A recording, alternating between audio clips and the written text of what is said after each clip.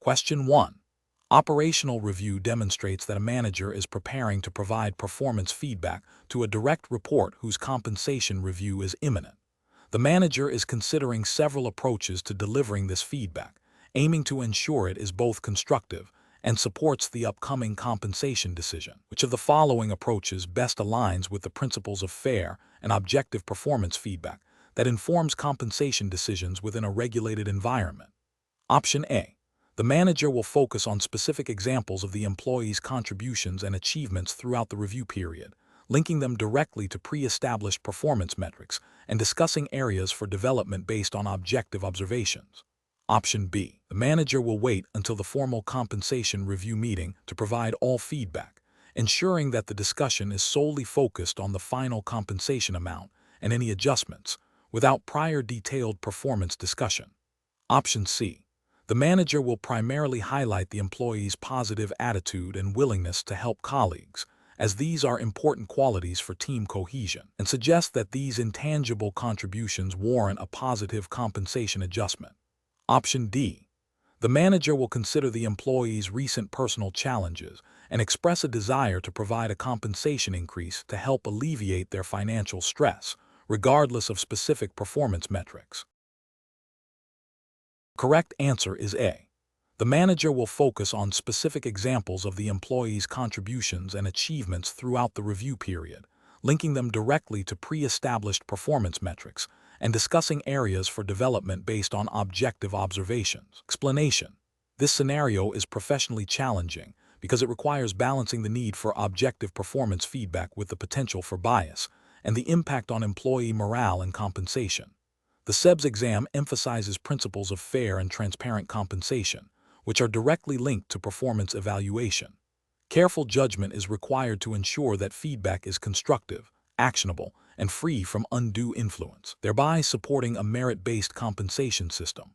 The correct approach involves a structured and objective process for delivering performance feedback, ensuring it is directly tied to predefined performance metrics and behaviors. This aligns with regulatory expectations for fair compensation practices, which often mandate that pay decisions be based on demonstrable performance and objective criteria to prevent discrimination and ensure equity. Ethical principles also dictate that employees receive clear, honest, and actionable feedback to support their development and understand how their compensation is determined. An incorrect approach that relies solely on subjective impressions or recent positive events fails to meet regulatory requirements for objective performance assessment. This can lead to perceptions of unfairness and potential discrimination claims, as compensation decisions would not be demonstrably linked to consistent performance. Ethically, it is a failure to provide employees with the transparency and fairness they deserve regarding their performance and its impact on their remuneration. Another incorrect approach, which involves delaying feedback until the annual compensation review, undermines the principle of timely and constructive performance management. This delay prevents employees from understanding their performance gaps or successes in a timely manner, making it difficult to course-correct or capitalize on strengths. It also creates a disconnect between performance and compensation, as the feedback informing the pay decision is not current or relevant to the period being reviewed. Ethically, it is a missed opportunity for employee development and engagement. A further incorrect approach, which focuses on the employee's personal circumstances rather than their job performance, is a clear violation of fair compensation principles. Compensation should be based on merit and contribution to the organization, not on personal needs or situations. This approach introduces bias and subjectivity, potentially leading to inequitable pay outcomes and violating regulatory mandates for objective and non-discriminatory compensation practices. The professional decision-making process for similar situations should involve 1. Establishing clear, measurable performance objectives and criteria in advance. 2. Implementing a consistent feedback mechanism throughout the performance period, not just at review time. 3. Ensuring feedback is objective, specific, and actionable, supported by evidence. 4. Training managers on effective performance appraisal and feedback delivery techniques. 5. Documenting performance discussions and their link to compensation decisions. 6. Regularly reviewing the performance appraisal and compensation processes for fairness and compliance. Question 2. The review process indicates a need to reevaluate the company's total reward strategy to improve cost efficiency. Specifically, management is considering significant reductions to the company-sponsored health insurance plan and a freeze on all annual salary increases for the upcoming fiscal year. Which of the following approaches best aligns with regulatory compliance and sound compensation principles? Option A. Focus solely on reducing the cost of health insurance benefits by switching to a less comprehensive plan without consulting legal counsel. Option B. Freeze all salary increases and reduce benefits to the minimum legally required level to maximize cost savings. Option C. Immediately implement the proposed reductions to health insurance premiums and freeze all salary increases to achieve immediate cost savings.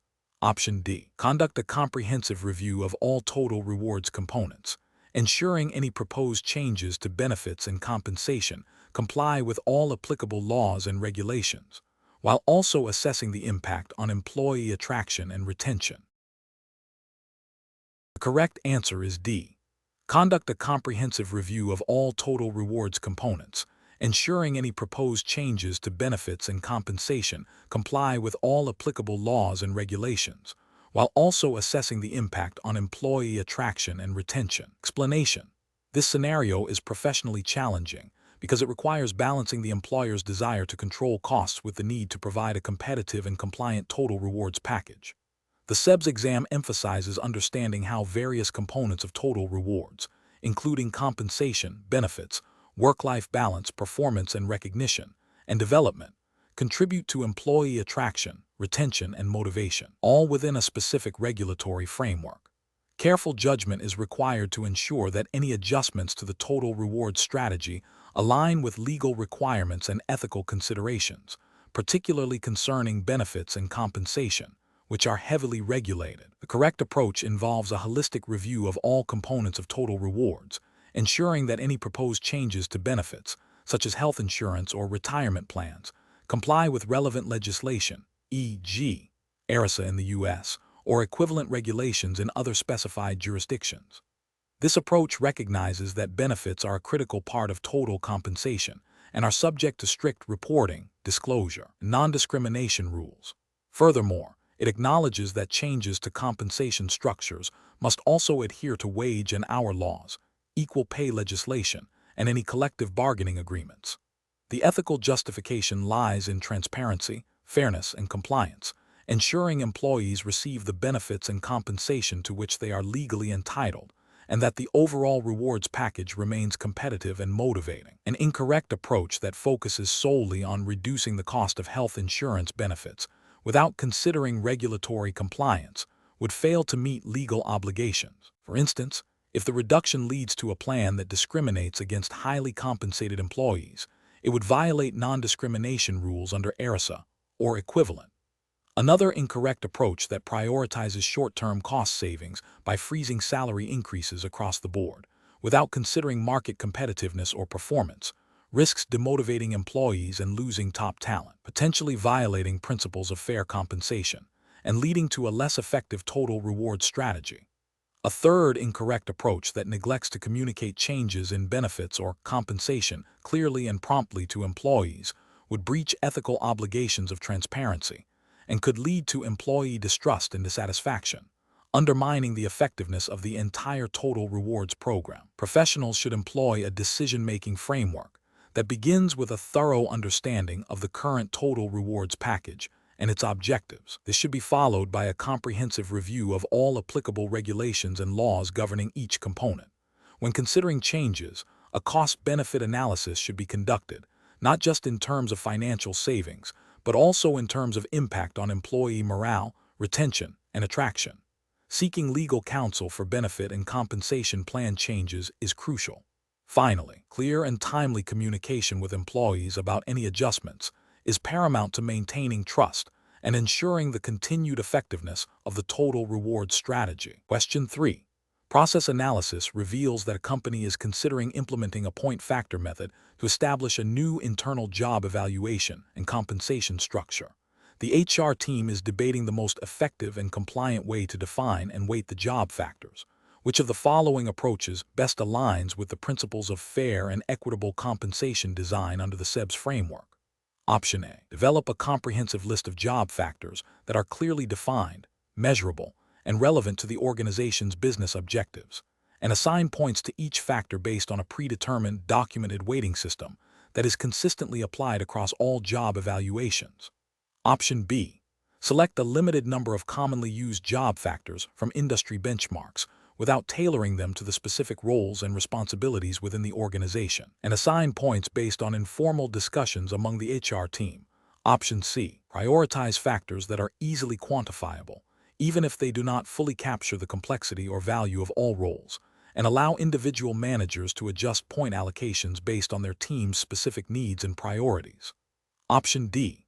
Rely on the subjective judgment of senior management to identify the most important job factors and assign points based on their perceived value to the company, without extensive documentation or a standardized weighting system. The correct answer is A. Develop a comprehensive list of job factors that are clearly defined, measurable, and relevant to the organization's business objectives, and assign points to each factor based on a predetermined, documented weighting system that is consistently applied across all job evaluations. Explanation: this scenario is professionally challenging because the implementation of a point factor method for job evaluation and compensation design requires a delicate balance between objective measurement and subjective interpretation, all while adhering to the specific regulatory framework of the Compensation Concepts and Principles Exam, CEBS. The CEBS framework, which we will assume for this context, aligns with general principles of fair compensation practices and relevant employment legislation, without specifying a particular country's detailed statutes, as the prompt requires adherence to the exam's framework, mandates that compensation systems be equitable, transparent, and non-discriminatory. This application of the point factor method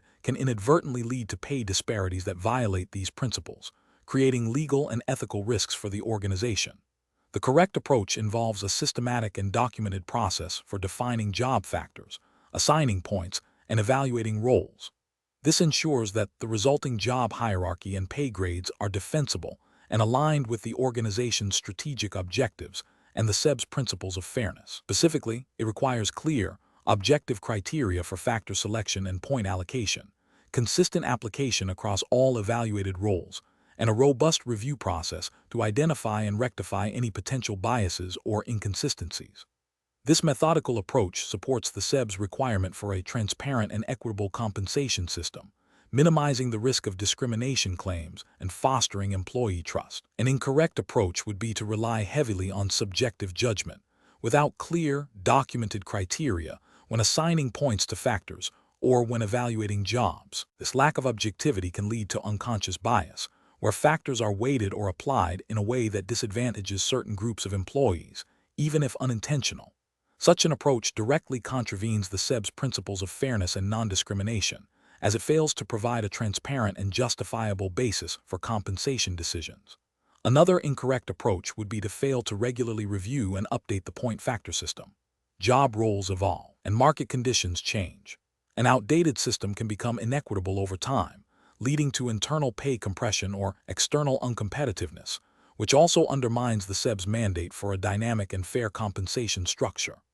Finally, an incorrect approach would be to implement the system without adequate training for those responsible for its application, leading to inconsistent evaluations and a breakdown in the system's integrity, again violating the principles of transparency and equity. Professionals should approach the implementation of a point factor method by first establishing a clear understanding of the organization's compensation philosophy and strategic goals. This should be followed by a collaborative process involving HR, management, and potentially employee representatives to define relevant job factors that accurately reflect the value of different roles within the organization. Rigorous documentation of the factor definitions, point scales, and evaluation procedures is crucial. A pilot program to test the system's effectiveness and identify potential issues before full rollout is also advisable. Ongoing training and regular audits are essential to maintain the system's integrity and ensure continued compliance with CEBS principles. Question 4. Assessment of how a U.S.-based multinational corporation's benefits department should ensure compliance for its employee retirement plans, considering the legal and regulatory environment of benefits when faced with differing interpretations of fiduciary duty and disclosure requirements between the U.S. Department of Labor (DOL) and the company's internal audit team's findings. Option A. Focus on aligning benefit plan administration with the practices of other multinational corporations in the same industry, as this generally indicates a satisfactory level of regulatory compliance. Option B. Rely on the company's existing benefit plan documents and historical administrative practices, assuming they were compliant at the time of implementation and have not been superseded by less stringent regulations. Option C. Prioritize adherence to the U.S. Department of Labor's interpretations of ERISA, ensuring all benefit plan communications and administration align with federal fiduciary and disclosure mandates, and address any discrepancies identified by the internal audit team through a process of reconciliation with these federal standards. Option D. Implement benefit plan changes based on the internal audit team's recommendation, assuming their findings reflect the most current and practical compliance standards for the company's operations. The correct answer is C. Prioritize adherence to the U.S. Department of Labor's interpretations of ERISA, ensuring all benefit plan communications and administration align with federal fiduciary and disclosure mandates, and address any discrepancies identified by the internal audit team through a process of reconciliation with these federal standards. Explanation: this scenario is professionally challenging because it requires a nuanced understanding of how different regulatory bodies interpret and enforce benefit plan compliance, particularly concerning fiduciary duties and disclosure requirements. Professionals must navigate potential conflicts between the intent of legislation and the practicalities of plan administration, ensuring that employee interests are always paramount. The correct approach involves a thorough review of the specific regulations governing the employee benefit plans in question, focusing on the Employee Retirement Income Security Act of 1974, ERISA, in the United States. This approach prioritizes understanding the fiduciary responsibilities outlined in ERISA, which mandate acting solely in the interest of plan participants and beneficiaries, and with the care, skill, prudence, and diligence that a prudent person acting in a like capacity and familiar with such matters would use. It also emphasizes the disclosure requirements under ERISA, ensuring that participants receive timely and accurate information about their benefits.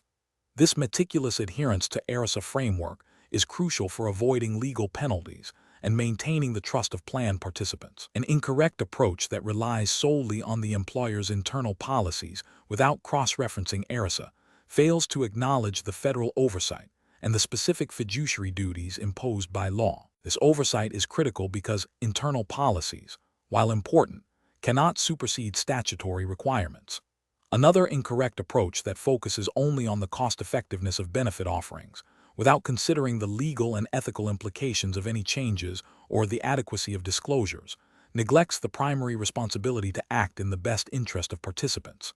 This can lead to violations of fiduciary duty and potential legal challenges. A third incorrect approach that assumes compliance based on industry best practices without verifying against specific ERISA mandates risks overlooking critical legal nuances.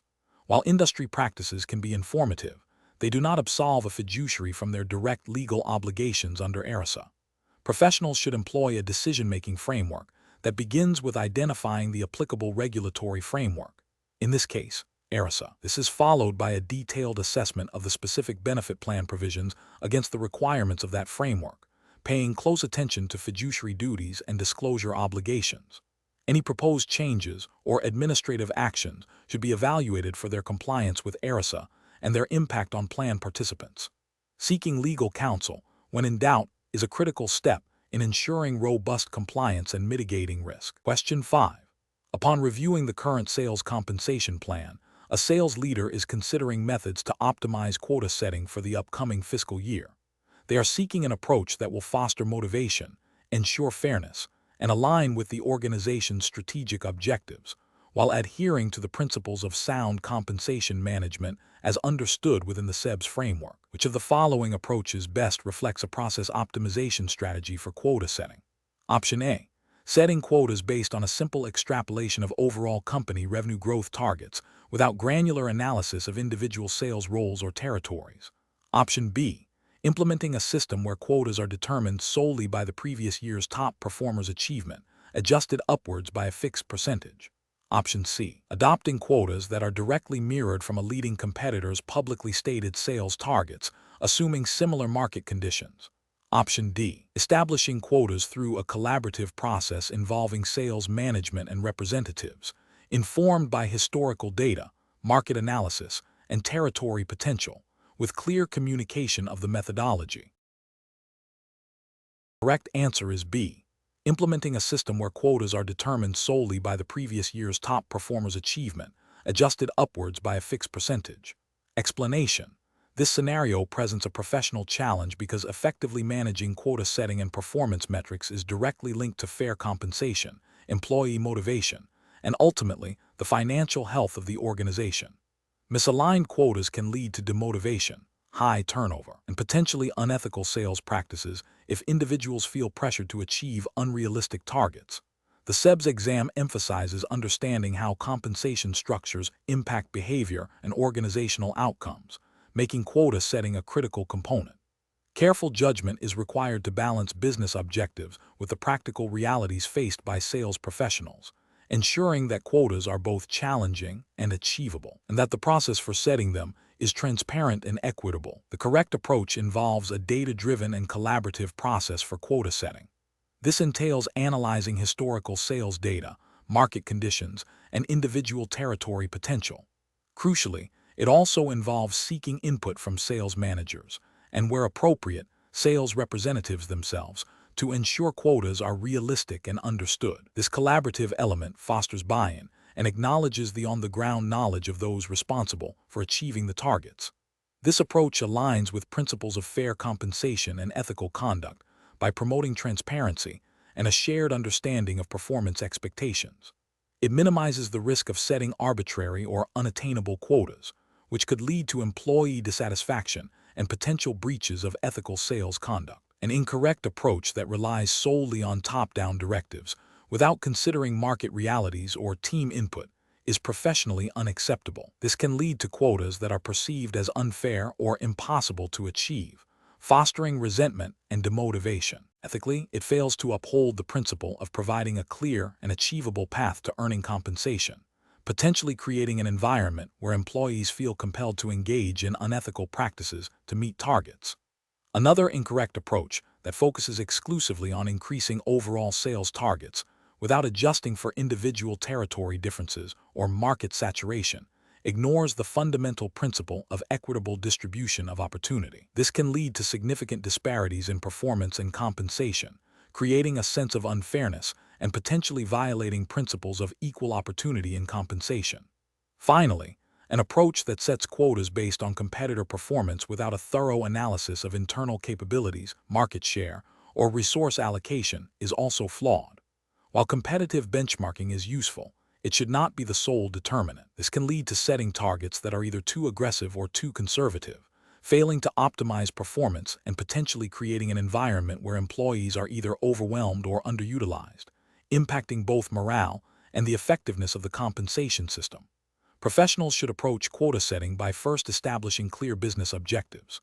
Then, they should gather and analyze relevant data, including historical performance, market trends, and territory potential, engaging sales leadership and, where feasible, the sales team in a consultative process to refine and validate these targets is crucial. This iterative and collaborative method ensures that quotas are aligned with business goals, are realistic, and are perceived as fair by the sales force, thereby promoting ethical behavior and maximizing performance. Question 6. Stakeholder feedback indicates a desire to enhance employee engagement and productivity through a new group incentive program. The organization has identified several potential approaches, but there is concern about selecting the most appropriate and ethically sound method that aligns with compensation principles. Which of the following approaches best addresses these concerns while fostering a collaborative and performance-driven culture? Option A. Introduce a broad-based profit-sharing plan where all employees receive a percentage of the company's annual profits, regardless of departmental performance or individual contribution. Option B. Establish a profit-sharing plan where the distribution of profits is determined by senior management based on a discretionary assessment of individual employee value. Option C. Implement a gain-sharing plan that rewards employees based on achieving specific, measurable improvements in operational efficiency and cost savings within their departments. Option D. Develop a team-based incentive program that allocates bonuses based on subjective evaluations of team collaboration and overall departmental morale. The correct answer is C. Implement a gain-sharing plan that rewards employees based on achieving specific, measurable improvements in operational efficiency and cost savings within their departments. Explanation.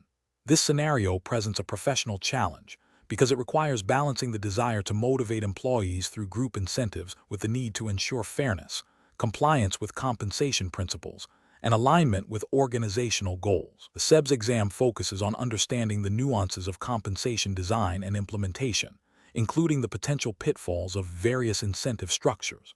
Careful judgment is required to select an approach that is both effective and ethically sound, adhering to the principles of sound compensation practice. The correct approach involves implementing a gain-sharing plan that focuses on measurable improvements in operational efficiency and cost reduction, with payouts directly linked to these specific, achievable targets. This aligns with the principles of effective group incentive design by fostering collaboration towards tangible business outcomes. From a regulatory and ethical standpoint, gain-sharing is generally well regarded when clearly defined, transparent, and tied to demonstrable gains. It promotes a sense of shared ownership and reward for collective effort in improving specific business processes, which is a core concept in compensation principles. An incorrect approach would be to implement a broad profit-sharing plan without clear communication on how individual or team efforts directly influence profitability. This can lead to demotivation if employees perceive their contributions as having minimal impact on the overall profit, or if profit fluctuations are due to external factors beyond their control. Ethically, it can be problematic if the link between effort and reward is perceived as arbitrary or unfair, potentially undermining trust and morale. Another incorrect approach would be to implement a team-based incentive plan that rewards teams based on subjective performance metrics or without clear, objective criteria for success. This can lead to internal competition, resentment between teams, and a lack of clarity on what behaviors are being rewarded. Regulatory and ethical concerns arise from the potential for bias in performance evaluation and the lack of transparency in reward distribution, which can violate principles of fairness and equity in compensation. A further incorrect approach would be to implement a profit-sharing plan where the distribution of profits is not clearly communicated or understood by employees, or where the profit calculation methodology is opaque. This can lead to suspicion and distrust, as employees may not understand how their efforts contribute to the final payout. Ethically, a lack of transparency in financial metrics and reward allocation undermines the principle of fairness and can lead to perceptions of inequity. Professionals should approach such situations by first thoroughly understanding the organization's strategic objectives and the specific behaviors or outcomes they wish to incentivize. They should then evaluate different group incentive plan designs against these objectives, considering factors such as measurability, fairness, transparency, and employee understanding. A robust communication strategy is crucial to ensure employees grasp the plan's mechanics and their role in achieving success. Regular review and adjustment of the plan based on feedback and performance data are also essential for sustained effectiveness and ethical application. Question 7. Performance analysis shows that our current Employee Assistance Program, EAP, has a relatively low utilization rate and a significant annual cost.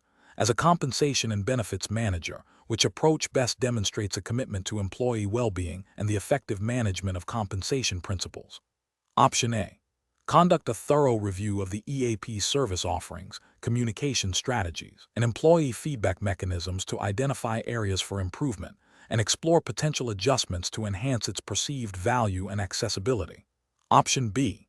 Increase the marketing budget for the EAP without investigating the underlying reasons for low utilization or assessing the quality of services provided.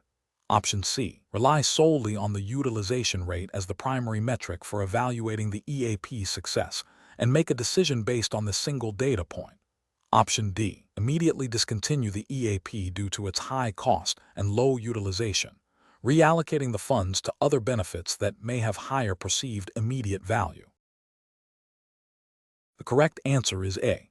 Conduct a thorough review of the EAP service offerings, communication strategies, and employee feedback mechanisms to identify areas for improvement and explore potential adjustments to enhance its perceived value and accessibility. Explanation. This scenario presents a professional challenge because it requires an employer to evaluate the effectiveness of an employee assistance program, EAP, not just on its cost, but on its actual impact on employee well-being and productivity, which are key principles in compensation and benefits design. The challenge lies in moving beyond a simple cost-benefit analysis to a more holistic assessment that aligns with the ethical and regulatory expectations of providing a supportive work environment. Careful judgment is required to ensure the EAP is meeting its intended purpose and is a valuable component of the overall compensation strategy. The correct approach involves a comprehensive evaluation that considers multiple metrics beyond just utilization rates. This includes assessing the quality of services provided, employee satisfaction with the EAP, and its perceived impact on issues such as stress reduction, improved morale, and reduced absenteeism. This aligns with best practices in benefits management, which emphasize the importance of demonstrating value and effectiveness to employees and the organization. While specific regulations for EAPs can vary, the underlying principle of providing a beneficial and well-managed employee benefit is a cornerstone of responsible compensation practices.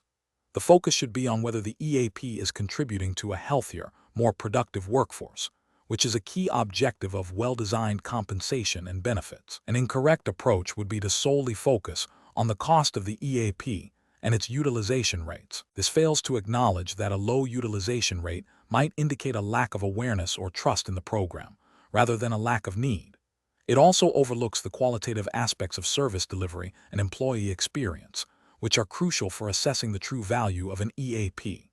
Another incorrect approach would be to discontinue the EAP based on a perceived lack of immediate, quantifiable return on investment without exploring underlying reasons for underperformance or considering alternative EAP providers or service models. This demonstrates a narrow view of employee benefits and compensation, neglecting the broader impact on employee well-being and organizational culture. Professionals should approach this situation by first establishing clear objectives for the EAP, then collecting diverse data points including utilization, employee feedback, and anecdotal evidence of impact. They should then analyze this data in the context of the EAP's goals and industry benchmarks. If the EAP is not meeting expectations, the next step should be to investigate the root causes and explore improvement strategies, such as enhanced communication, broader service offerings, or a different provider, rather than immediate termination. This systematic and employee-centric approach ensures that compensation and benefits decisions are informed, ethical, and aligned with the organization's commitment to its workforce. Question 8. Implementation of minimum wage laws presents a challenge when engaging individuals who operate under a self-employed or independent contractor agreement.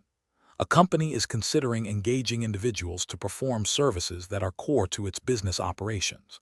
These individuals will be provided with specific instructions on how to perform the tasks, will have their working hours largely dictated by the company's needs, and will be paid a fixed rate per task.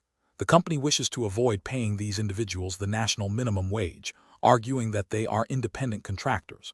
Which of the following approaches best reflects the correct application of minimum wage principles in this scenario?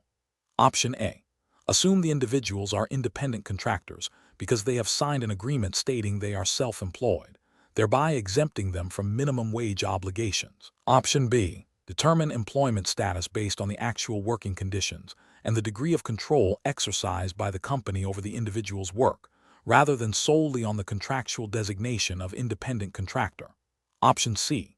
Focus on the individual's ability to set their own rates for the tasks, considering this as sufficient evidence of independence and thus ineligibility for minimum wage. Option D. Classify all individuals who provide services to the company as independent contractors if they are not on the company's payroll, regardless of the nature of their work or the control exerted over them. Correct answer is B.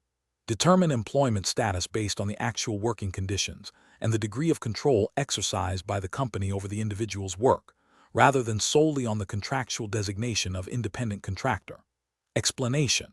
This scenario is professionally challenging because it requires a nuanced understanding of how minimum wage laws apply to different employment structures, particularly in the context of evolving work arrangements. Professionals must navigate the potential for misclassification of workers, which can lead to significant legal and financial repercussions for employers and unfair treatment for employees. Careful judgment is required to ensure compliance with the spirit and letter of minimum wage legislation, protecting vulnerable workers while also allowing for legitimate business practices. The correct approach involves a thorough assessment of the worker's actual working conditions and the nature of the relationship, rather than relying solely on the contractual label. This aligns with the principle that substance should prevail over form in determining employment status for minimum wage purposes. Regulatory frameworks typically define an employee based on factors such as control, integration into the business, and the opportunity for profit or loss, all of which are relevant to minimum wage entitlement.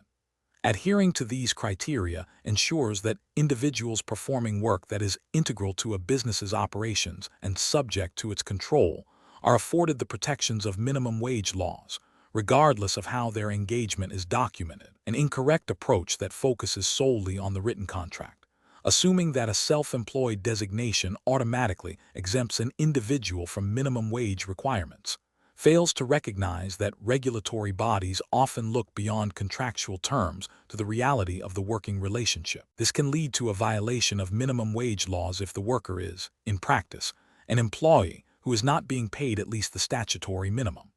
Another incorrect approach that considers only the worker's ability to negotiate their own rates without considering the employer's control over their work, hours, or the tasks performed, overlooks a key determinant of employment status under minimum wage legislation. This can result in workers who are effectively controlled by an employer being denied minimum wage protections. Finally, an approach that assumes any worker who provides a service to a business is automatically an independent contractor, without examining the degree of integration, supervision, and dependency on the business, is also flawed. This overlooks the possibility that such workers may be misclassified and are, in fact, entitled to minimum wage. Professionals should employ a decision-making framework that prioritizes understanding the specific legal definitions of employment and independent contracting within the relevant jurisdiction. This involves a fact-finding process to assess the degree of control exerted by the hiring entity, the worker's integration into the business, the provision of tools and equipment, the opportunity for profit or loss, and the permanency of the relationship. When in doubt, seeking clarification from legal counsel or relevant regulatory bodies is a prudent step to ensure compliance and ethical conduct. Question 9. Which approach would be most appropriate for a U.S.-based company seeking to implement a tuition reimbursement program that maximizes tax advantages for employees and ensures compliance with relevant regulations? Option A. Offer unlimited tuition reimbursement for any course an employee wishes to pursue, regardless of its relevance to their role or the company's strategic goals. Option B. Design a program with clear eligibility criteria, defined reimbursement limits, and a reasonable service commitment requirement, ensuring it aligns with the requirements for a qualified educational assistance program under Section 127 of the IRC. Option C. Provide tuition reimbursement on an ad hoc basis, with decisions made by individual managers without a formal written policy. Option D. Implement a program with a mandatory 5-year service commitment post-reimbursement, even for short-term courses. The correct answer is B. Design a program with clear eligibility criteria, defined reimbursement limits, and a reasonable service commitment requirement, ensuring it aligns with the requirements for a qualified educational assistance program under Section 127 of the IRC. Explanation. This scenario presents a professional challenge because it requires balancing an employer's desire to attract and retain talent through a tuition reimbursement program with the need to ensure that such benefits are administered fairly, compliantly, and without creating unintended tax liabilities or discriminatory outcomes. The CEBS exam focuses on compensation principles and tuition reimbursement, while a common benefit has specific regulatory considerations that must be understood.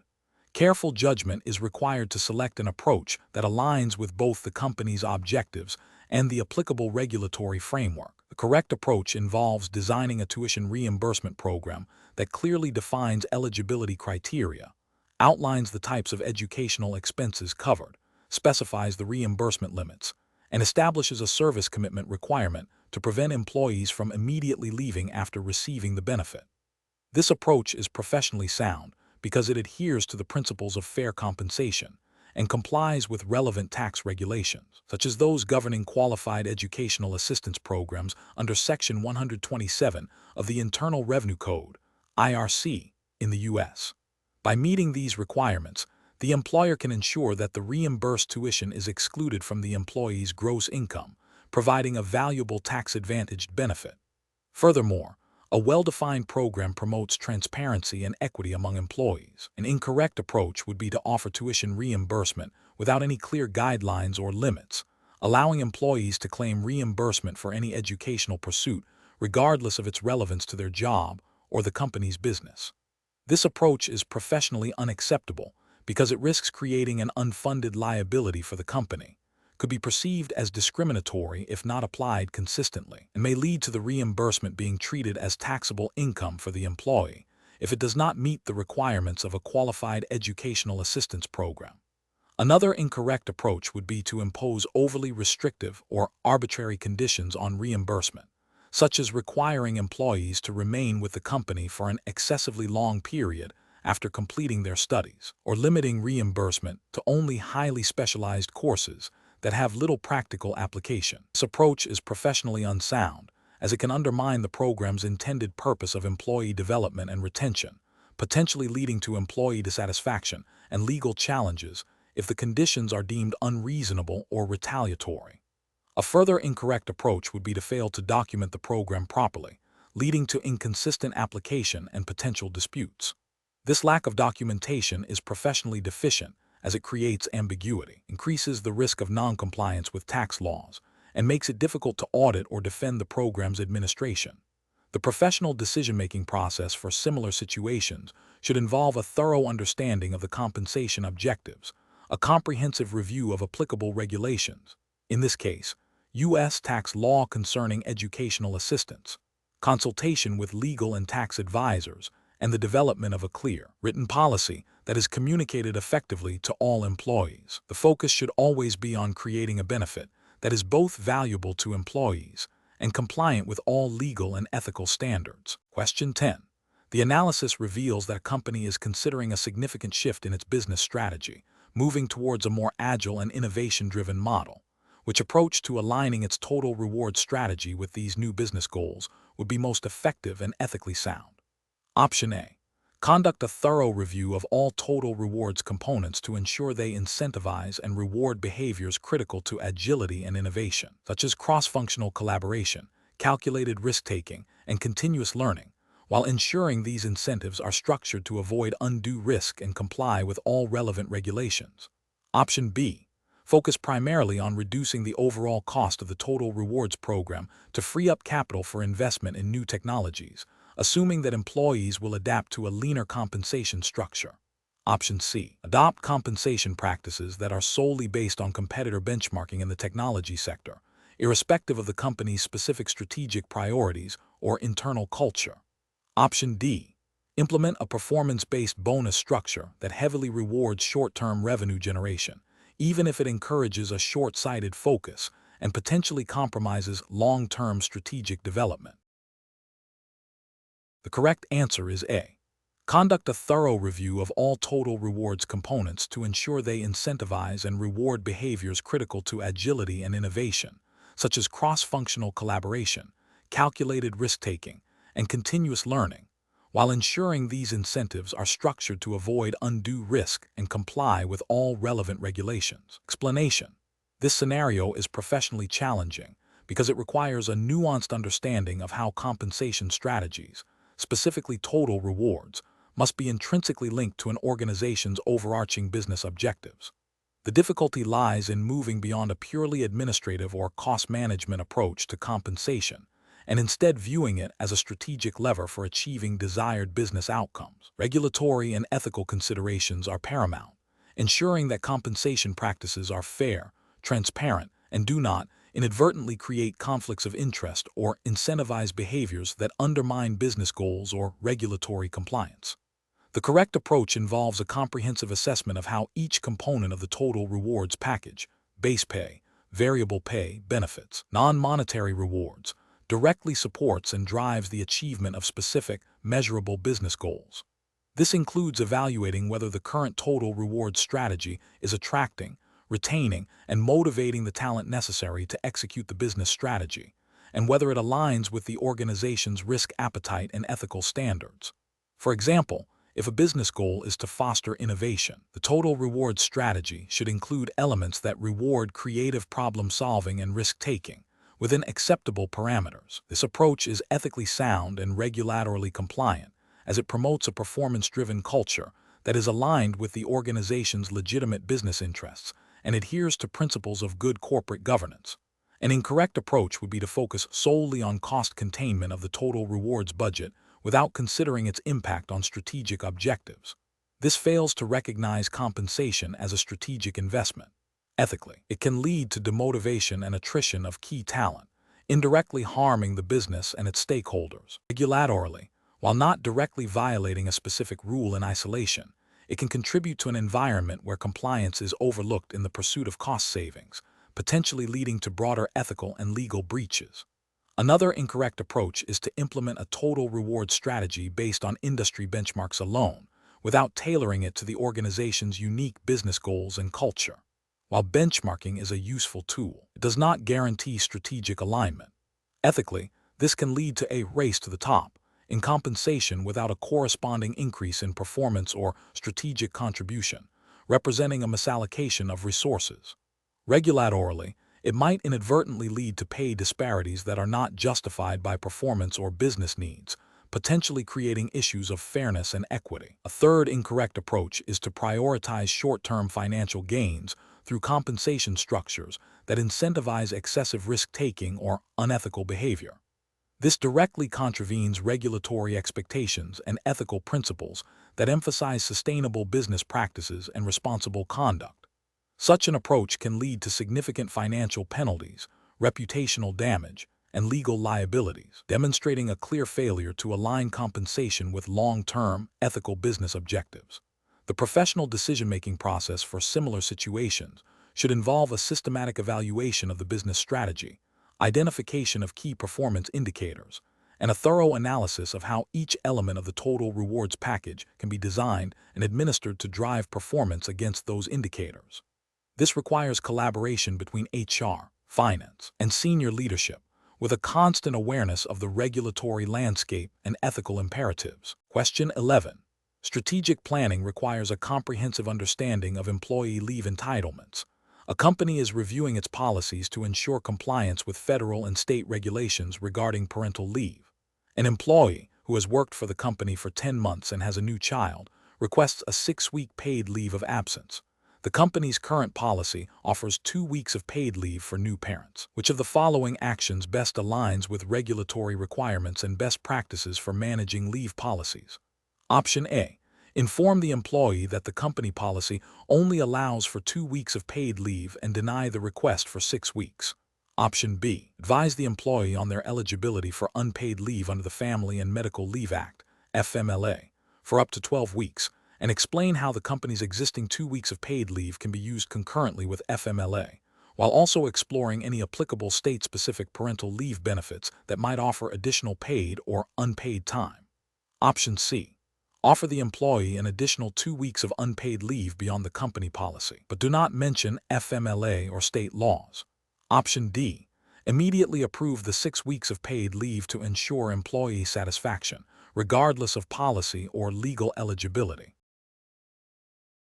The correct answer is A. Inform the employee that the company policy only allows for 2 weeks of paid leave and deny the request for 6 weeks. Explanation. This scenario is professionally challenging because it requires balancing the legal obligations of an employer with the personal needs of employees, all while adhering to specific regulatory frameworks. The complexity arises from interpreting and applying the nuances of leave policies, ensuring fairness, and avoiding potential legal repercussions or damage to employee morale. Careful judgment is required to navigate these competing interests effectively. The correct approach involves a thorough understanding and application of the Family and Medical Leave Act, FMLA, and relevant state-specific parental leave laws. This approach prioritizes compliance with legal mandates, ensuring that eligible employees receive the leave they are entitled to, without discrimination or undue burden. It also involves clear communication with employees about their rights and responsibilities, and consistent application of policy across the workforce. This ensures legal protection for the company and fosters trust and fairness among employees. An incorrect approach that focuses solely on business operational needs without considering legal entitlements would fail to comply with FMLA and state laws. This could lead to legal challenges, fines, and damage to the company's reputation. Another incorrect approach that offers discretionary leave without a clear, consistently applied policy risks accusations of favoritism or discrimination, and may not meet the minimum legal requirements for protected leave. A third incorrect approach that misinterprets eligibility criteria or duration of leave, even with good intentions, can still result in a violation of employee rights and legal liabilities. Professionals should approach such situations by first identifying the applicable legal frameworks, FMLA, state laws. They should then assess employee eligibility based on these regulations. Clear, documented policies that align with legal requirements are essential. Communication with employees regarding their rights, responsibilities, and the process for requesting leave is paramount. Finally, consistent and fair application of these policies, with appropriate record keeping, is crucial for mitigating risk and fostering a supportive work environment. Question 12. Stakeholder feedback indicates that the current performance appraisal system used for determining compensation adjustments is perceived as inconsistent and potentially biased, leading to employee dissatisfaction. Which of the following performance appraisal methods would best address these concerns while adhering to principles of fair and equitable compensation practices? Option A. A system that combines 360-degree feedback with clearly defined, role-specific performance metrics. Option B. A system that uses a performance appraisal method that is applied differently depending on the department the employee works in. Option C. A system that exclusively measures performance based on the number of tasks completed within a given time frame. Option D. A system where only the direct supervisor's subjective assessment of an employee's overall contribution is considered. The correct answer is A. A system that combines 360-degree feedback with clearly defined, role-specific performance metrics. Explanation. This scenario is professionally challenging because it requires balancing the need for objective performance measurement with the subjective nature of employee contributions and the potential for bias in appraisal methods. Careful judgment is required to select a method that is fair, accurate, and compliant with regulatory expectations for performance management. The correct approach involves using a performance appraisal method that incorporates multiple perspectives and objective criteria where possible, such as a 360-degree feedback system combined with clearly defined performance metrics.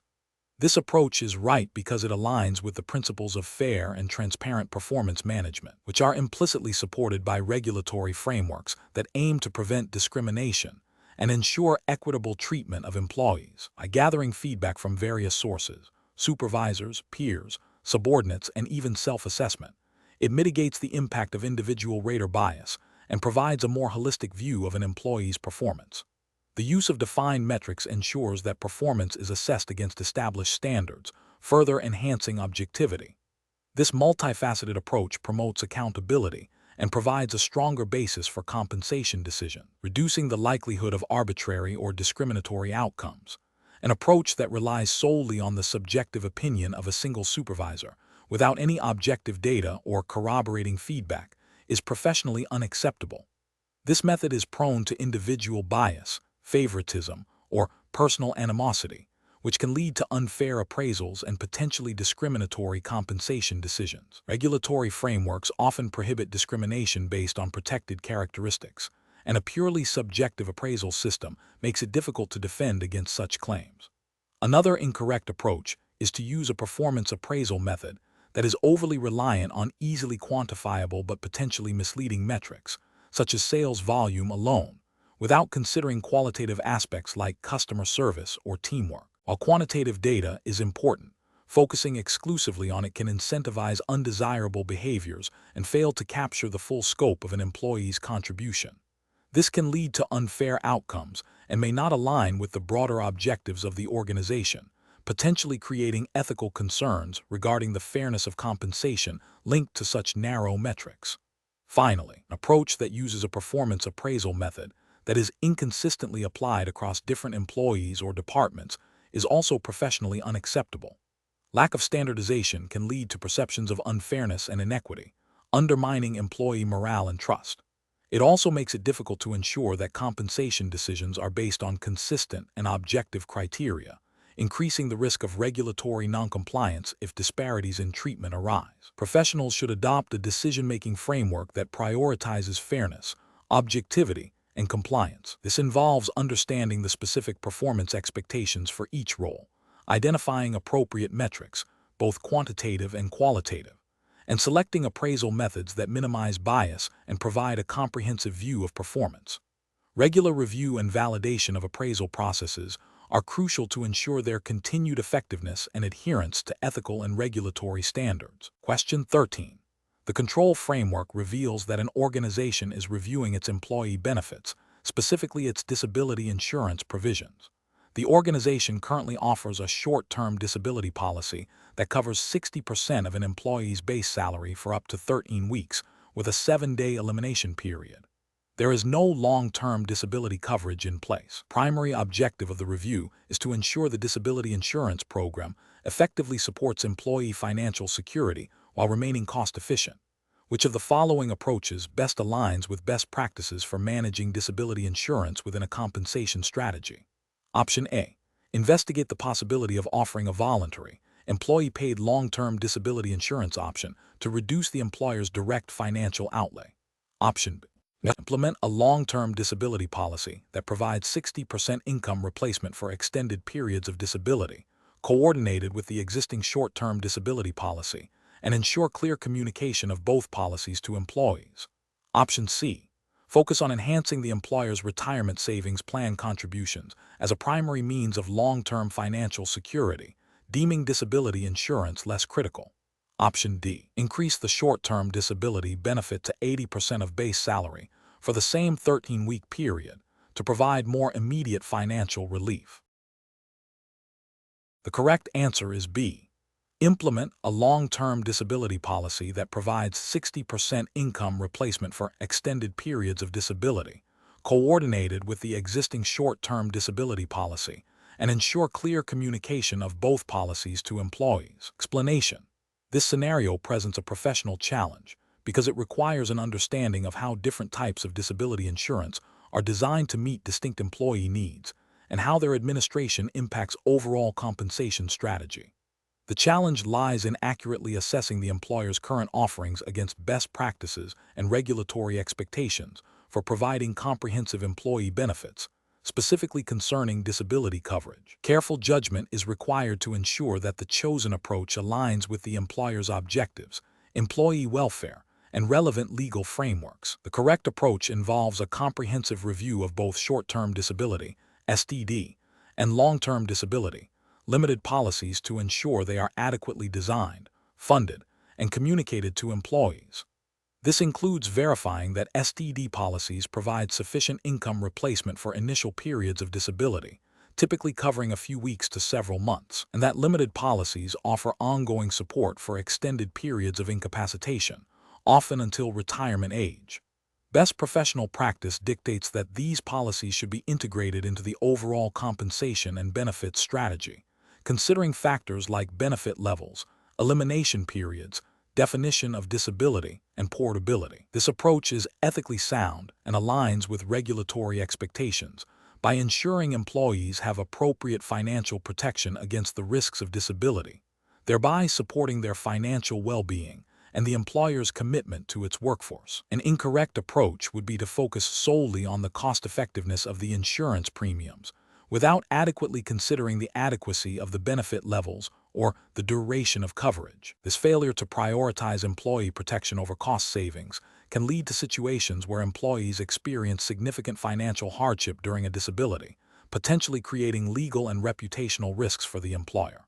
Another incorrect approach is to assume that having one type of disability insurance, e.g., only STD, is sufficient, neglecting the critical need for long-term protection. This oversight leaves employees vulnerable to prolonged financial instability and fails to meet the comprehensive nature of disability risk management. A further incorrect approach is to implement policies without clear communication to employees about their coverage details, including eligibility, benefit amounts, and claim procedures. This lack of transparency can lead to employee dissatisfaction and underutilization of benefits, undermining the purpose of the compensation program. Professionals should employ a decision-making framework that begins with understanding the employer's compensation philosophy and objectives. This involves identifying the specific risks the employer wishes to mitigate for its employees through disability insurance. Subsequently, a thorough assessment of existing STD and limited policies should be conducted, comparing them against industry benchmarks, regulatory requirements, and the specific needs of the employee population. This evaluation should consider benefit adequacy, policy terms, funding mechanisms, and administrative efficiency. Finally, the chosen approach should be integrated into the broader compensation strategy, ensuring clear communication and ongoing review to maintain effectiveness and compliance. Question 14. The control framework reveals that the Compensation Committee is considering a new pay structure for the organization. They are debating between several approaches to ensure fair and competitive compensation, while adhering to the principles emphasized by the Compensation Concepts and Principles Exam, CEBS, jurisdiction. Which of the following approaches best aligns with the CEBS framework for designing a robust pay structure? Option A. Establishing clearly defined job grades with associated pay ranges, informed by market data and internal job evaluation, and using objective criteria for employee placement within these ranges. Option B. Basing all compensation decisions solely on an employee's length of service within the organization, irrespective of their role, responsibilities, or market value. Option C. Adopting a pay structure that is not formally documented or communicated to employees, allowing for maximum flexibility in individual salary adjustments. Option D. Implementing a system where individual employee salaries are primarily determined through direct negotiation with their managers, with minimal predefined salary bands. Correct answer is A. Establishing clearly defined job grades with associated pay ranges, informed by market data and internal job evaluation, and using objective criteria for employee placement within these ranges. Explanation. This scenario is professionally challenging because it requires balancing the need for a competitive and equitable pay structure with the imperative to comply with the specific regulatory requirements of the Compensation Concepts and Principles Exam, CEBS jurisdiction. The CEBS jurisdiction, as defined for this exam, emphasizes adherence to established principles of compensation design that promote fairness, transparency, and alignment with organizational objectives, while also considering the impact on employee morale and retention. The core challenge lies in interpreting and applying these principles to a practical pay structure design, ensuring that the chosen approach is not only theoretically sound, but also legally and ethically defensible within the CEBS framework. The correct approach involves designing a pay structure that clearly defines job grades, establishes pay ranges for each grade, and utilizes a consistent methodology for placing employees within these ranges. This approach is correct because it directly addresses the CEBS requirement for a systematic and objective basis for compensation. By establishing defined job grades and pay ranges, the organization creates transparency and ensures that employees in similar roles with comparable responsibilities are compensated within a predictable framework. This reduces the likelihood of arbitrary pay decisions and promotes internal equity. Furthermore, the CEBS framework implicitly supports the use of market data to inform pay ranges, ensuring external competitiveness, and the use of objective criteria for placement within ranges, such as experience, skills, and performance, which aligns with principles of meritocracy and fairness. An incorrect approach would be to implement a pay structure that relies heavily on individual negotiation without defined ranges or job grades. This is ethically and regulatorily flawed because it introduces significant subjectivity and potential for bias in compensation decisions, undermining the CEBS principles of fairness and transparency. Without defined pay ranges, it becomes difficult to ensure that employees performing similar work are compensated equitably, leading to potential discrimination claims and decreased employee trust. Another incorrect approach would be to base pay solely on seniority, disregarding job responsibilities, skills, or market competitiveness. This fails to align compensation with the value of the role and the employee's contribution, which is a core tenet of effective compensation design under the CEBS framework. It also neglects the need for external competitiveness, potentially leading to talent attrition. Finally, A pay structure that lacks clear documentation and communication of its underlying principles and methodologies would also be considered incorrect. The CEBS framework implies a need for a well-documented and communicated compensation system to ensure understanding and buy-in from employees and stakeholders. Professionals should approach such situations by first thoroughly understanding the specific regulatory and ethical expectations of the CEBS jurisdiction. This involves identifying the core principles of compensation design that are prioritized, such as fairness, equity, transparency, and alignment with business objectives. They should then analyze the organization's current compensation practices and identify any gaps or areas of noncompliance. The next step is to design or refine the pay structure using a systematic and data-driven approach, ensuring that job roles are accurately evaluated and graded, and that pay ranges are established based on a combination of internal equity considerations and external market data. Crucially, the process must involve clear documentation of the methodology used and effective communication of the pay structure to employees. Regular review and adjustment of the pay structure are also essential to maintain its effectiveness and compliance. Question 15. Consider a scenario where a manufacturing company is seeking to increase production efficiency. They are exploring different individual incentive plans to motivate their assembly line workers. The company is particularly interested in a plan that rewards employees for exceeding a predetermined output level. However, they are also concerned about ensuring compliance with all relevant employment laws and maintaining a transparent compensation structure. Which of the following approaches best balances the goal of incentivizing productivity with regulatory compliance and employee clarity? Option A. Introduce a piecework system where employees are paid a fixed amount for each unit produced, but the rate per unit can be adjusted by management at any time without prior notice to employees. Option B. Offer a discretionary bonus program where a pool of money is set aside for bonuses, and management decides at the end of the quarter who receives a bonus and how much, based on subjective performance assessments. Option C. Develop a commission-based plan where employees receive a percentage of the value of the products they assemble, with the percentage rate only disclosed in internal management documents. Option D. Implement a standard hour plan where a standard time is established for each assembly task, and employees are paid a premium for completing tasks in less than the standard time, with the premium clearly communicated and based on a defined rate. The correct answer is D. Implement a standard hour plan where a standard time is established for each assembly task, and employees are paid a premium for completing tasks in less than the standard time, with the premium clearly communicated and based on a defined rate. Explanation. This scenario is professionally challenging because it requires a nuanced understanding of how different individual incentive plans interact with regulatory requirements designed to ensure fair compensation and prevent misleading practices. The core challenge lies in balancing the employer's desire to motivate employees through performance-based pay with the employee's right to clear, accurate, and compliant compensation structures. Careful judgment is required to ensure that the chosen incentive plan, while aiming for efficiency, does not inadvertently violate any regulations or create an environment where employees feel unfairly compensated or misled. The correct approach involves implementing a standard hour plan that clearly communicates the established standard time for each task and the corresponding pay rate. This approach is right because it aligns with the principles of fair and transparent compensation.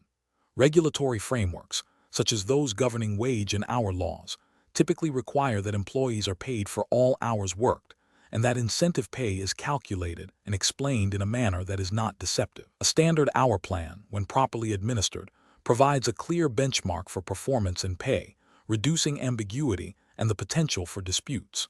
It ensures that employees understand how their pay is determined based on their efficiency relative to a predefined standard, thereby promoting fairness and compliance. An incorrect approach would be to implement a piecework system where the rate per piece is not clearly defined or is subject to arbitrary changes without notice. This is professionally unacceptable because it can lead to situations where employees are not paid a fair wage for their labor, potentially violating minimum wage laws if the total earnings fall below the statutory minimum for the hours worked.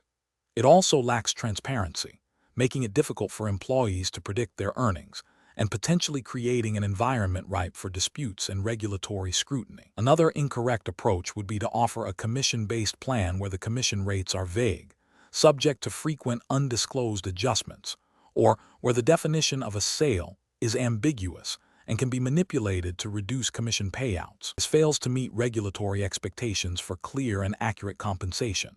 Such practices can be considered deceptive and may violate consumer protection laws or specific regulations governing sales commissions, which often require clear disclosure of rates, terms, and conditions. Finally, an incorrect approach would be to implement a bonus system that is discretionary in nature, without any clear, objective criteria for awarding the bonus, and where employees are led to believe the bonus is guaranteed or easily attainable. This can be problematic as it may be viewed as a form of deferred wages if the employer consistently fails to award the bonus despite employees meeting implied performance levels. Regulatory bodies often scrutinize such arrangements to ensure they are not used to circumvent wage obligations or mislead employees about their potential earnings. The professional decision-making process for similar situations should involve a thorough review of all applicable wage and hour laws, commission regulations, and any specific guidelines related to incentive pay. Employers should prioritize transparency, clarity, and fairness in all compensation structures. This means clearly defining performance metrics, pay rates, and any conditions for earning incentive pay. Seeking legal counsel to review plan designs before implementation is a crucial step to ensure compliance and mitigate risk. Furthermore, ongoing communication with employees about their incentive plans and regular audits of the plan's administration are essential to maintain trust and adherence to regulatory standards. Question 16. Quality control measures reveal that a U.S.-based subsidiary of a UK-headquartered multinational corporation is determining the base pay for its U.S. employees by primarily referencing the compensation guidelines of the UK parent company, with only minor adjustments for U.S. market rates. Which approach to base pay determination is most compliant with U.S. legal and regulatory requirements for compensation? Option A. Prioritizing U.S. federal and state labor laws, such as the Fair Labor Standards Act, FLSA, to establish a compliant base pay structure, and then using UK parent company guidelines and US market data to refine and ensure competitiveness. Option B. Relying on industry best practices for base pay in the technology sector, as defined by international compensation surveys, without explicit reference to US federal or state labor laws. Option C. Applying the compensation guidelines of the UK parent company as the primary determinant of base pay, with U.S. market data used only to ensure the pay is not significantly below UK standards. Option D. Developing a hybrid compensation model that equally weights the regulatory requirements of the UK and the compensation practices of the U.S. market. The correct answer is A.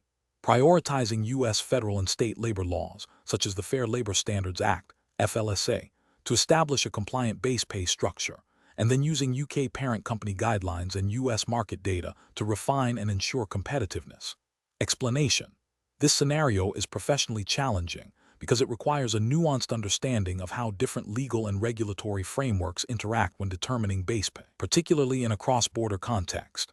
The core difficulty lies in avoiding the application of conflicting or inappropriate regulations, which could lead to non-compliance, unfair compensation practices, and potential legal repercussions.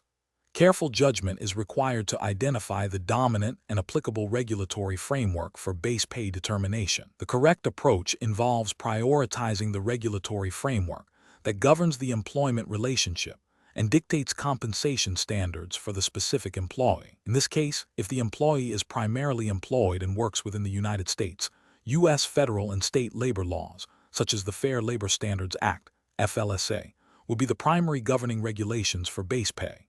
This approach ensures compliance with the laws of the jurisdiction where the work is performed and where the employer has its primary operational nexus for that employee. Adhering to the FLSA, for instance, mandates minimum wage and overtime provisions, which are fundamental to lawful base pay. An incorrect approach would be to solely consider the compensation practices of the parent company's home country without regard for the employee's work location. This fails to acknowledge that employment law is largely territorial.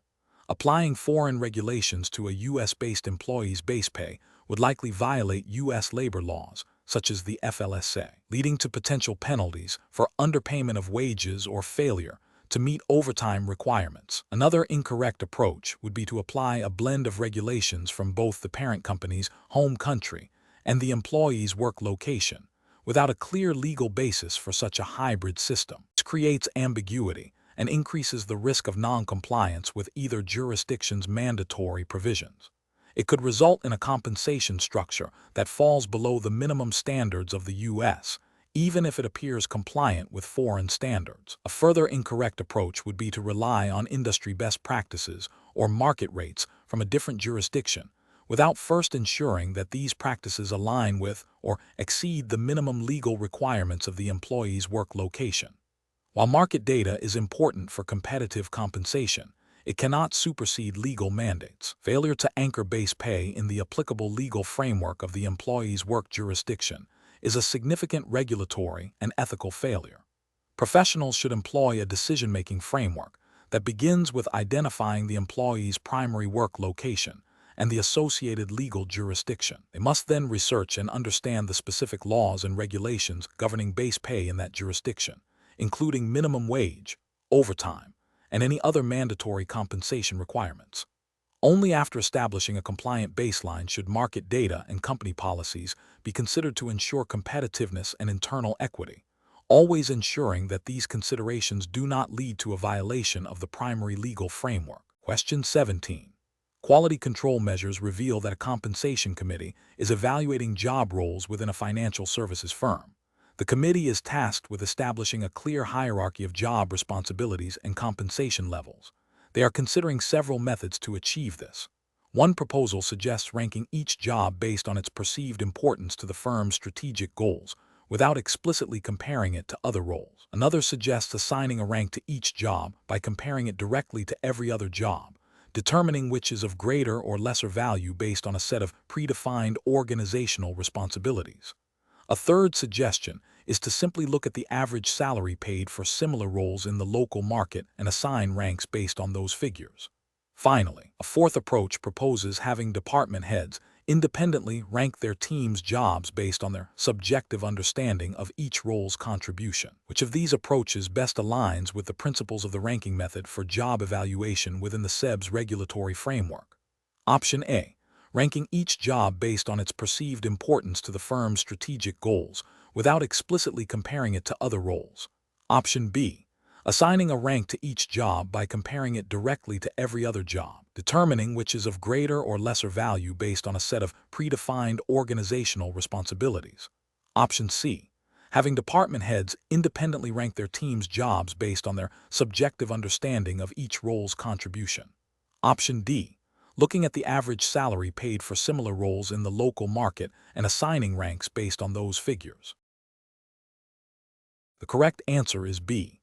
Assigning a rank to each job by comparing it directly to every other job, determining which is of greater or lesser value based on a set of predefined organizational responsibilities. Explanation. This scenario presents a professional challenge because the Compensation Concepts and Principles exam, CEBS, jurisdiction, which is assumed to be the United States for this context, requires a structured and objective approach to compensation evaluation. The ranking method, when applied correctly, necessitates a systematic comparison of jobs against each other based on defined criteria, rather than subjective assessments or external market data alone. The challenge lies in ensuring the ranking process is defensible, consistent, and aligns with the principles of internal equity, which is a core tenet of compensation management under U.S. regulatory frameworks like those overseen by the Department of Labor and relevant case law concerning fair compensation practices. The correct approach involves ranking jobs based on a comprehensive evaluation of their relative worth to the organization, using established job evaluation factors. This method ensures that jobs are compared directly against one another, establishing a hierarchy of roles that reflects their contribution and complexity. This aligns with the principle of internal equity, a fundamental concept in U.S. compensation law and best practices, aiming to ensure that employees in similar roles receive comparable compensation. The regulatory framework implicitly supports such systematic approaches to prevent discriminatory pay practices and ensure a rational basis for compensation decisions. An incorrect approach that relies solely on external market data without considering internal job relationships fails to establish internal equity. While market data is important for external competitiveness, it does not inherently address how jobs within the organization compare to each other. This can lead to internal inconsistencies and potential legal challenges if certain internal roles are undervalued relative to others, even if their market rates are competitive. Another incorrect approach that uses subjective manager opinions without a standardized framework risks bias and inconsistency. This lacks the objectivity required by compensation principles and can lead to perceptions of unfairness, potentially violating principles of equal pay for equal work if subjective biases are present.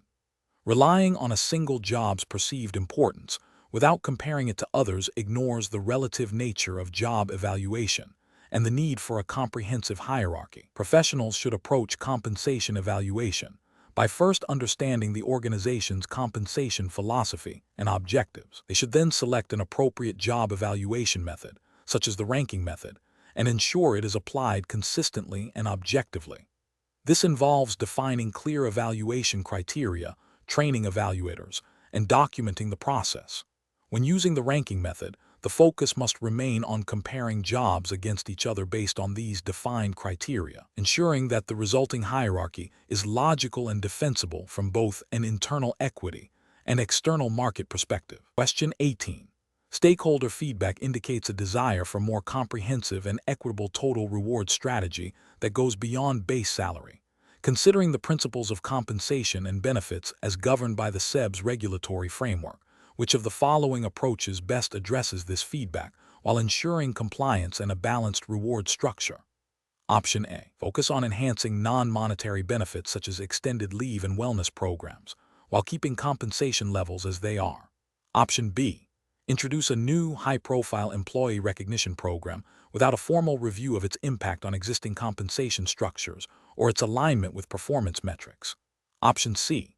Immediately implement a significant increase in base salaries for all employees to address the perceived undervaluation. Option D. Conduct a thorough review of all total rewards components, including compensation, benefits, work-life balance, performance and recognition, and development opportunities, to ensure alignment with CEBS regulatory requirements and stakeholder expectations. The correct answer is D. Conduct a thorough review of all total rewards components, including compensation, benefits, work-life balance, performance and recognition, and development opportunities, to ensure alignment with CEBS regulatory requirements and stakeholder expectations. Explanation. This scenario is professionally challenging because it requires balancing diverse stakeholder expectations regarding total rewards with the need to comply with the specific regulatory framework governing the compensation concepts and principles exam, CEBS. The CEBS exam focuses on the principles and application of compensation and benefits within a defined regulatory environment, implying that any total reward strategy must align with these foundational rules. Careful judgment is required to ensure that proposed changes are not only perceived as beneficial by stakeholders, but also legally permissible and ethically sound within the CEBS context. The correct approach involves a comprehensive review of all components of total rewards, ensuring they are aligned with the CEBS regulatory framework, and address the identified stakeholder feedback. This means evaluating compensation structures, benefit offerings, work-life balance initiatives, performance and recognition programs, and development opportunities to ensure they are compliant, equitable, and contribute to the organization's strategic objectives. The regulatory justification stems from the CEBS exam's inherent requirement to understand and apply these principles within a compliant framework. Ethically, this approach demonstrates a commitment to fairness, transparency, and responsible reward practices.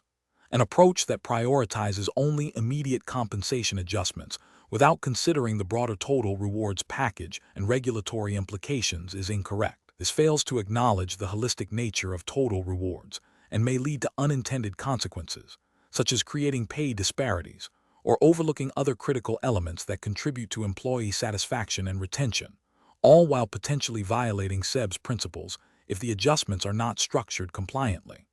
An approach that focuses solely on enhancing non-monetary benefits while neglecting competitive compensation is also incorrect. While benefits are a crucial part of total rewards, a significant gap in base pay can undermine the effectiveness of other reward elements and may not align with the principles of fair and competitive compensation expected within the CEBS framework.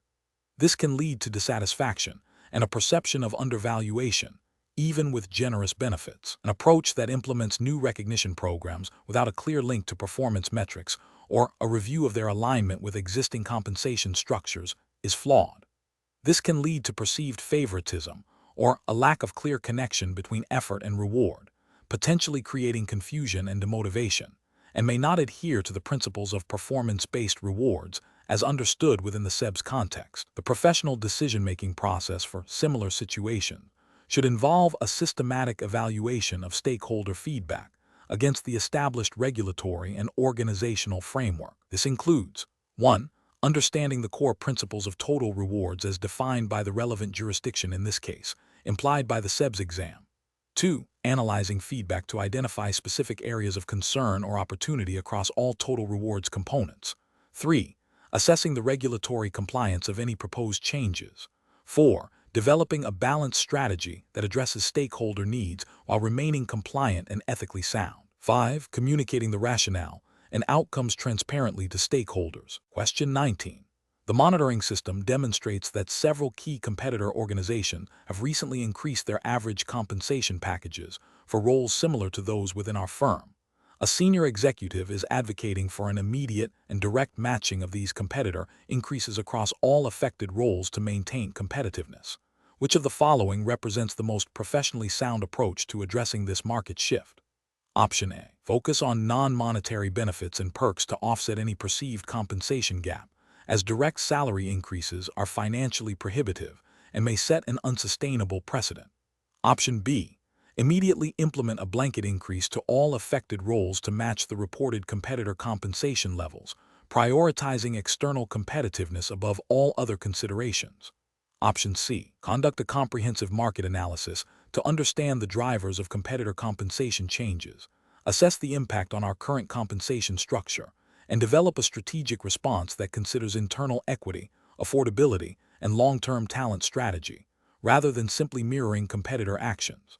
Option D. Rely solely on historical internal pay scales and performance reviews to justify any potential adjustments, disregarding the external market data as potentially misleading or unsustainable for our organization. The correct answer is C.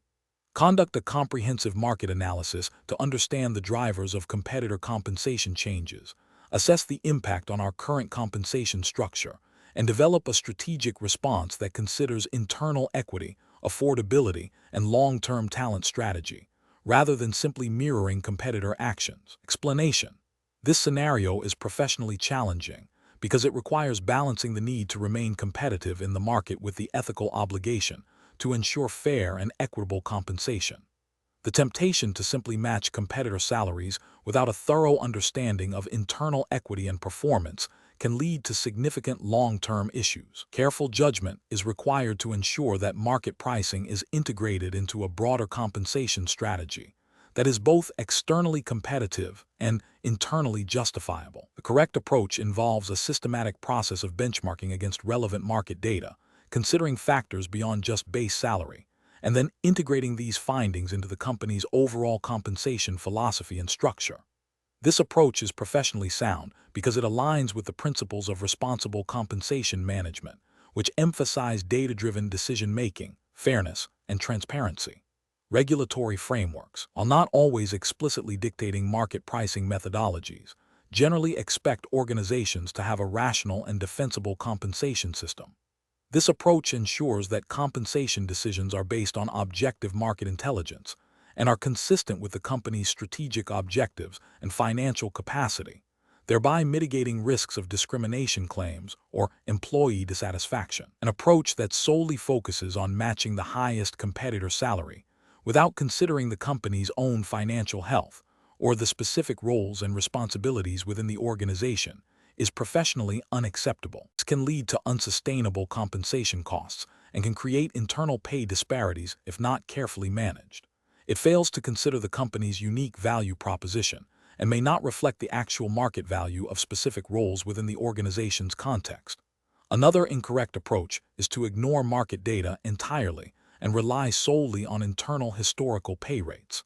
This can lead to compensation packages that are uncompetitive, making it difficult to attract and retain talent. It also risks perpetuating past inequities and failing to recognize the evolving value of certain skills and roles in the external labor market. This approach can also be seen as a failure to exercise due diligence in compensation management, potentially leading to a loss of competitive advantage. The professional decision-making process for such situations involves several steps. First, clearly define the relevant market for benchmarking, considering industry, geography, company size, and specific job roles. Second, gather reliable and up-to-date market compensation data. Third, analyze this data in conjunction with the company's internal compensation structure, job evaluation results, and performance metrics. Fourth, develop a compensation strategy that balances market competitiveness with internal equity, affordability, and the company's overall business objectives. Finally, regularly review and update the compensation strategy to ensure its continued relevance and effectiveness. Question 20. The assessment process reveals that a construction company has been awarded a contract to build a new federal courthouse. The company's payroll department has been applying the wage rates stipulated for a previous service contract with the same federal agency, believing that all federal contracts have uniform wage requirements. Which approach best ensures compliance with prevailing wage laws for this new contract? Option A. Obtain the prevailing wage determination specific to construction projects from the Department of Labor for the courthouse project, and ensure all laborers and mechanics are paid accordingly, including any required fringe benefits. Option B. Consult with the federal agency's contracting officer to determine if a deviation from standard prevailing wage requirements is permissible for this specific project. Option C. Pay all workers at least the federal minimum wage, as this is a baseline requirement for all employment. Option D. Continue to apply the wage rates from the previous service contract, as these were deemed compliant by the federal agency. Correct answer is A. Obtain the prevailing wage determination specific to construction projects from the Department of Labor for the courthouse project, and ensure all laborers and mechanics are paid accordingly, including any required fringe benefits. Explanation. The assessment process reveals a common challenge in managing government contracts, ensuring compliance with prevailing wage laws. This scenario is professionally challenging because misinterpreting or failing to apply the Davis-Bacon Act and the Service Contract Act can lead to significant financial penalties, back wage liabilities, and reputational damage for the contractor.